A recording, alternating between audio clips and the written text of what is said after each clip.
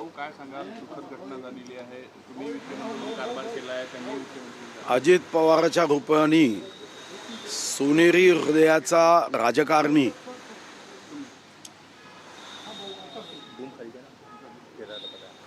अजित पवारच्या रूपाने आम्ही सर्वांनी एक सोनेरी हृदयाचा राजकारणी, ज्यांना त्यांच्या पक्षातलेच नव्हे तर महाराष्ट्राच्या राजकीय पक्षाचा कार्यकर्ता दादा म्हणून ओळखायचे, असा निर्भीड वक्तशीरपणाचे धनी असणारे दुर्मिळ राजकीय नेते म्हणून अजितदादाकडे बघितलं पाहिजे।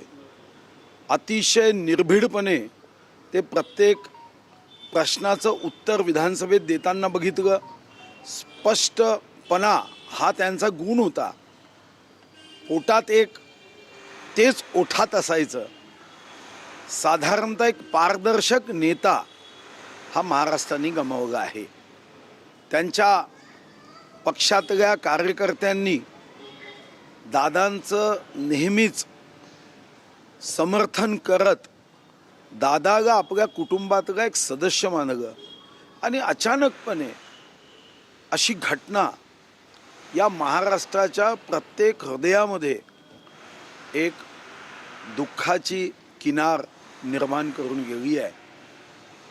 हा सोनेरी हृदयाचा माणूस, नेता आम्हा सर्वांच्या मनात आज नाही राहिला, याचं दुःख प्रत्येक राजकीय पक्षाच्या कार्यकर्त्यांना आहे।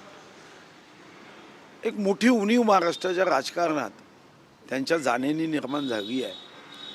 कुटुंबावर तर आघात झालाच, पण त्यांच्या पक्षातले कार्यकर्ते, महायुतीतले कार्यकर्ते आणि महाविकास आघाडीच्याही कार्यकर्त्यांशी त्यांचा जो संवाद होता, जी सहृदयता होती, मैत्रीची भावना जोपासण्याची त्यांची वृत्ती होती, निश्चितपणे एक मोठा आघात महाराष्ट्राला झाला आहे। सुधीर भाऊ, तुम्ही विरोधी पक्षात असताना, सत्ता पक्षात असताना, अगदी सरकारमध्ये असताना अजितदादांसोबत काम केलेलं आहे, काय आठवणी म्हणजे तुम्हाला आता खूप आठवणी आहे। म्हणजे कॅबिनेटमध्ये कधी कधी एखाद्या मुद्द्यांवर मतमतांतरे असायची आणि तेव्हा अनेकदा त्यांचं आणि माझं मत एक असायचं। तर्काच्या आधारावर आपली मतमांडणी करणं हे मला वाटतं की त्यांचं एक गुण होता आणि तर्काच्या आधारावर आपलं मत मांडायचं। आता माझी आत्ताची ताजीच आठवण की तुम्हालाही माहिती आहे की ते नेहमी म्हणायचे की आता सध्या आपल्यात दायित्व जास्त आहे, आपल्या कामाचा जो व्याप आहे त्यासाठी लागणारा निधी अपुरा आहे। पण मी सहज आमच्या मतदारसंघाच्या SNDT युनिव्हर्सिटीच्या संदर्भात मी सहज त्यांना म्हणतो, दादा शिक्षण महत्त्वाचं असतं ना, आम्ही मुलींसाठी SNDT युनिव्हर्सिटीचं केंद्र करतो आहे। एका सेकंदामध्ये त्यांनी मागच्या जुलैमध्येही 100 कोटी दिले आणि डिसेंबरमध्येही 100 कोटी दिले। म्हणजे त्यांना याची जाणीव होती की टंचाई आहे, आर्थिक अडचण आहे, पण शिक्षण हा महत्त्वाचा गुण आहे। एक सेकंदसुद्धा गावला नाही, हा त्यांच्या मनाचा मोठेपणा आहे। भाऊ वित्तमंत्री म्हणून त्यांनी काम केलं आहे, तुम्ही काम केलेलं आहे, एकंदर त्यांचा स्वभाव कसा राहिलेला आहे तुमच्या या सगळ्या अनुभवात? नाही, वित्तमंत्री म्हणून एक तर निश्चितचपणे आहे की आपल्या अर्थकारणाला नाही म्हणणारा वित्तमंत्री हवा असतो। प्रत्येक गोष्टीला होय म्हणता येत नाही। काही असे प्रसंग असतात की ज्यातून राज्याचं हित आणि त्याला लागणारा खर्च यामध्ये कुठेही ताळमेळ नसतो आणि अशा प्रसंगात समोरचा व्यक्ती कितीही मोठा असला तरी त्यांना गोड शब्दात नाही म्हणणं किंवा कठोर शब्दात नाही म्हणणं, या दोन्ही गोष्टी अजितदादांना साध्य झाल्या होत्या आणि त्यातून आता राज्याची अर्थव्यवस्था योग्य मार्गावर येत होती। वो हिंदी में बताएंगे, आपने आपका प्रदीर्घ अनुभव रहा है, अजित दादा को कैसे देखते हैं? अजित दादा ये सोनेरी हृदय का एक दुर्मिळ प्रजाति के राजनीति के नेता थे। आप सोच सकते हो कि 90 से वो विधायक रहे हैं, बीच में सांसद भी रहे। पूरे महाराष्ट्र में कोई भी पार्टी का नेता हो, इतने वोटों से चुन के नहीं आता। इतने वोटों से चुन के आने वाले अकेले नेता अजित दादा है। यानी बाकी सभी नेता जितने वोट लेते हैं उससे ज़्यादा वोटों के अंतर से वो जीत के आते हैं। इसका अर्थ ऐसा है कि उनके पीछे एक बहुत बड़ा जनसमर्थन रहा है और कार्यकर्ता दादा को सिर्फ दादा नाम से या शब्द से नहीं पुकारते थे, एक सही में भाई का रिश्ता, कार्यकर्ताओं के साथ एक परिवार के प्रमुख का रिश्ता, ये उनकी विशेषता रही है। हर मंगलवार को मंत्रियों के साथ चर्चा, विधायकों के साथ चर्चा। मैं नहीं समझता, मैं इतने वर्षों से विधायक हूं, कि ऐसा कोई राजनीतिक नेता इतनी निरंतरता के साथ अपने कार्यकर्ताओं को, अपने विधायकों को, अपने मंत्रियों के साथ बैठ सकता है।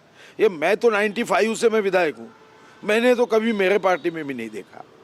और उनकी सभा की शुरुआत आप देखिए, शुरुआत में वो जो नाम लेते ना, वो कौन से कार्यकर्ताओं के, छोटे से छोटे कार्यकर्ताओं के काम से उनका जब नाम मंच पर लेते, तो मैं समझता हूँ कि कार्यकर्ताओं की नाम लेकर उनकी पीठ थपथपाना ऐसे भी दुर्मिल नेता है।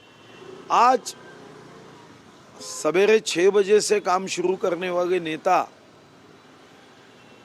एक सुनहरी हृदय के नेता, अपने पार्टी को परिवार के जैसा व्यवहार करने वाले नेता, और जो पेट में है वही ओठों पे है, बड़े पारदर्शक नेता महाराष्ट्र ने गवा दिए है। भाऊ, या सगळ्या अपघातावर आता शंका देखील व्यक्त केली जात आहे। अनेक लोकांनी या सगळ्या प्रकरणाच्या चौकशीची मागणी केलेली आहे। राजकारण नाही, पण या सगळ्या बाबतीत कसं पाहता? नाही, असं आहे, कोणताही अपघात झाला आणि विशेष करून आपल्याला माहिती आहे की विमानाचा जो अपघात होतो, याची SOPच आहे की त्यामध्ये DGCAला त्या अपघाताची सखोल चौकशी करावी लागते, या अपघाताची कारणं शोधावी लागते, आणि या अपघातामध्ये मानवी दोष आहे, यांत्रिक दोष आहे, यांत्रिक दोष होण्याची कारणं काय आहे, या विमानाच्या संदर्भात त्याचं मेंटेनन्स करताना काही गडबडी केली आहे का, पायलट विशिष्ट तासामध्ये काम केलं पाहिजे त्यापेक्षा जास्त तास काम करतो आहे का, या साऱ्या गोष्टीच्या चौकशी करावी लागते। आणि आपण जसं म्हणताय की कोणताही विमानाचा अपघात जेव्हा होतो तेव्हा त्या अपघाताच्या SOP मध्ये घातपात आहे का हे तपासल्याच जातं। याला काही विशेष चौकशीचे आदेश देण्याची आवश्यकता नसते। आपण बघितलं असेल, जेव्हा अहमदाबादमध्येही एअर इंडियाचा अपघात झाला तेव्हा सुद्धा या दृष्टीने सर्वंकष चौकशी झाली।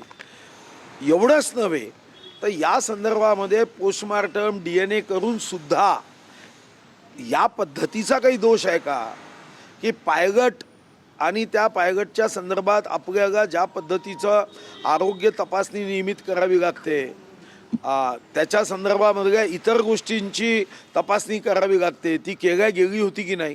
तर मला वाटतं की या नियमित तपासणीच्या बाबी असल्याने SOP मध्ये या साऱ्या गोष्टी येतील पुढे।